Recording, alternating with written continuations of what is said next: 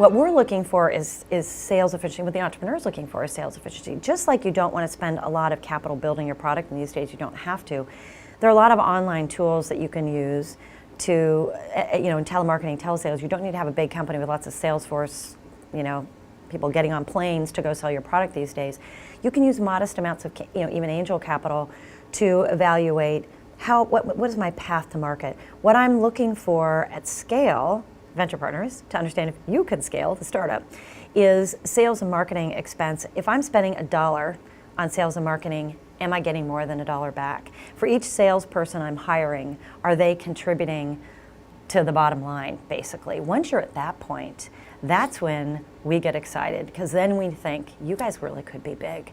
If each salesperson is throwing off an extra dollar to the bottom line for every dollar, or extra penny for every dollar I'm spending on them to the bottom line, I should start hiring as many salespeople as possible. I should be buying more, ads online. I should continue to monitor those metrics. But at that point, I have a product that has demand. It's now starting not to be sold. It's starting to be pulled, which is what that sales metric, efficiency metric, is telling me. And at this point, I now want to become dominant. Just to continue on at this low level isn't appropriate. You actually do want to start changing that inflection point in burn.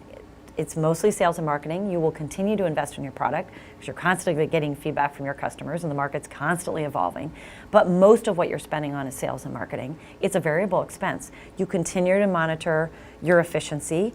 Did it decline now that I had one salesperson who was wildly successful and putting me perhaps on a path to profitability. I hired 10. Takes a little while to get them up to speed. I pause, I make sure those get successful. Once they're successful, maybe I hire another 5, maybe I hire another 10. And you really start building up a much bigger company and really now scaling to become bigger, more dominant. You probably are expanding your product set at the same time because you're now even closer to your clients and you're delivering more service. You're probably beginning to think about expanding globally. Some products even start internationally and come to the US. These days you can move digital goods around the world very easily, so software in particular is very easy to do that. So scaling can take many dimensions, but what's happening within the company is all of a sudden you're now moving to a place where you are reaching more clients.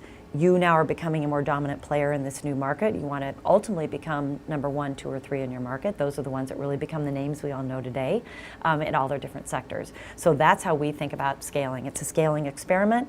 You then know you have it, you're efficient. You then start pouring on the nutrients in capital and people in a really big way to then become dominant and hopefully a big winner that we all think. This startup turned out to be the dominant company in its sector that we'd all hoped.